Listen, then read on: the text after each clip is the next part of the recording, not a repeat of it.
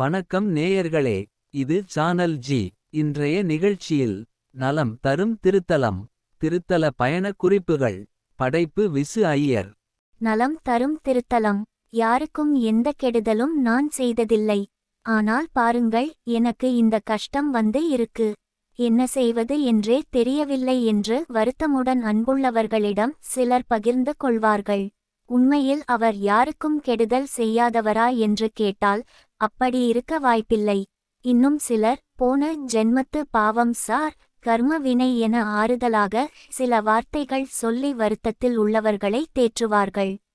இன்னும் சிலர் எனக்கு எந்த பிரச்சனையும் இல்லை, வாழ்க்கை போரடிக்கிறது என்று தானே பிரச்சனையை தேடிக் கொண்டு வந்து சிக்கலில் மாட்டிக்கொண்டு இதிலிருந்து எப்படி மீண்டு வருவது என தெரியாமல் தவிப்பார்கள்.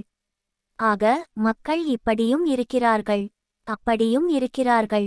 இது போன்ற நிலையில் உள்ள இருவருக்கும் ஒரே தீர்வு வழிபாடு தான் என்றாலும் அந்த வழிபடு தலம் எது என்று தெரிந்தால் இப்படி ஒரு திருத்தலம் தமிழகத்தில் இருக்கிறதா என்று ஆச்சரியப்பட வைக்கும்.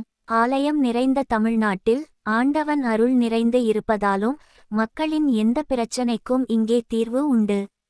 எந்த பூட்டுக்கு எந்த சாவி என தெரியாமல் சாவி கொத்தை கையில் வைத்து கொண்டு ஒவ்வொரு பூட்டாக முயற்சித்து கொண்டு இருப்பதால் பிரச்சனைக்கு தீர்வு சிலருக்கு கிடைக்காமல் இருந்திருக்கலாம், அல்லது தாமதமாக கிடைக்கலாம்.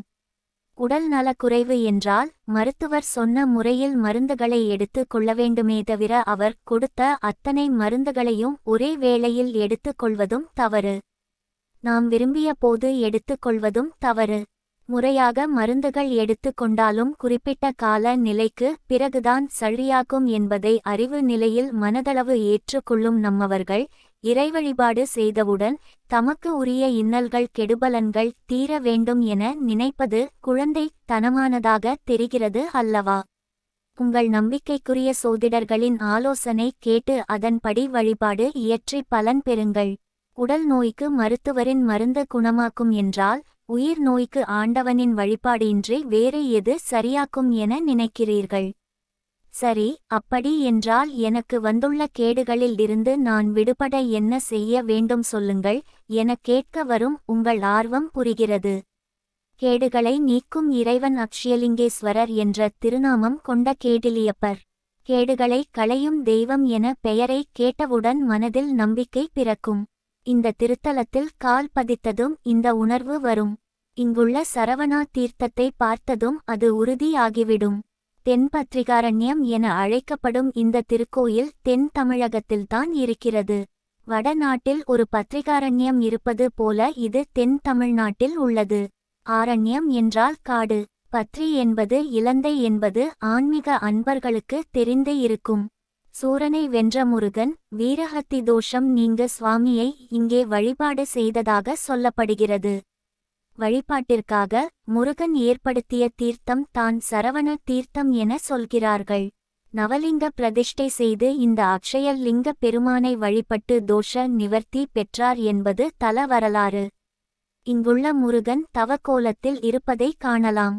இந்த வழிபாட்டில் இடையூறு வராமல் இருக்க வேண்டும் என்பதற்காக 5 திசைகளிலும் காவலாக நின்ற வனமுலை நாயகி தனது காளி ஸ்வரூபமாக 5 வட்டத்து அம்மனாக வடதிசை நோக்கி 10 திருக்கரங்களுடன் 5 புறங்களில் இருந்தும் குமரனுக்கு இடையூறு வாராமல் காத்திருந்து இங்கே அருள் பாலிக்கிறார்.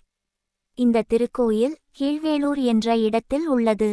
திருவாரூரில் இருந்து நாகப்பட்டினம் செல்லும் வழித்தடத்தில் சுமார் 15 கிலோமீட்டர் தூரத்தில் சிக்கல் என்ற ஊருக்கு அடுத்த ஊரில் உள்ளது. திருவாரூரில் இருந்து பேருந்து வசதிகள் உண்டு. பேருந்து நிறுத்தத்தில் இருந்து அரை கிலோமீட்டர் தூரத்தில் இருக்கிறது. கோவில் அமைதியான சூழலில் நிம்மதியாக வழிபடும்படி ஊருக்கு நடுவில் தனிமையில் இருக்கிறது. சிலந்தி சோழன் என்று சொல்லும் கோச்செங்கன் கட்டிய மாடக்கோவில்களில் இதுவும் ஒன்று. 7 நிலை ராஜகோபுரம் கொண்ட இந்த திருக்கோயிலில் உள்ள சுவாமி சுயம்பு லிங்கம். பெரிய ஆவுடையுடன் மெல்லிய பாணத்தில் லிங்க திருமேனி தாங்கி அருள் பாலிக்கிறார். 2. விநாயகர் பத்ரி விநாயகர் சுந்தர விநாயகர் என கோவிலுக்கு வருபவர்களுக்கு அருள்பாலிக்கிறார். இங்குள்ள இறைவியின் திருநாமம் சுந்தரகுஜாம்பிகை எனும் வனமுலை நாயகி என்பதாகும். இந்த அம்மன் திருமேனி சிரித்த முகத்துடன் நம்மை பார்க்கும்போதே கனமான மனம் இலேசாக மாறுவதை உணர முடியும். பாடல்தோறும் அப்பர் தேவாரத்தில் கேடிலியை நாடுபவர்களுக்கு கேடு இல்லை என்று உறுதி செய்து தந்திருப்பது நமக்கு நம்பிக்கையை தருகிறது. இது அகத்தியர் பெருமான் கூத்தபிரானின் வலது திருவடியை தரிசித்த திருத்தலம் என இந்த தலத்தின் வரலாறு சொல்கிறது. பிரம்மன், அகத்தியர், தேவர், முருகன், மார்க்கண்டேய முனிவர் ஆகியோர் வழிபட்டு பேறு பெற்ற இந்த திருத்தலம் நாகப்பட்டினத்தில் இருந்து சுமார் 12 கிலோமீட்டர் தூரத்தில் உள்ளது. காலை 7 மணி முதல் திறந்து இருக்கும் இந்த திருக்கோயில் ஜோதிட ரீதியாக 12ஆம் அதிபதி திசை அல்லது புத்தி நடக்கும் போது வரும் கேடுதரும் பலன்களிலிருந்து தன்னை காத்துக்கொள்ளவும் கேட்டிலிருந்து விடுபடவும் உங்கள் நம்பிக்கைக்குரிய சோதிடர் ஆலோசனைப்படி இங்கே வழிபாடு இயற்றி நற்பயனை பெற்று பயன்பெறலாம்.